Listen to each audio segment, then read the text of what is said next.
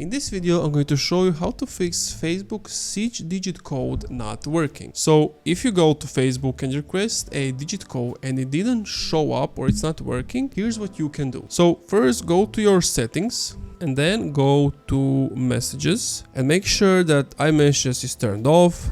Make sure that this send as SMS is turned on. Also, disable this filter unknown senders, and you want to make sure that you actually haven't blocked Facebook account, so go to blocked contacts and find it here. If this still didn't work, go back to general and then click on reset iPhone and then reset and try it that way. If that doesn't work, click on erase all content and settings, and that's it.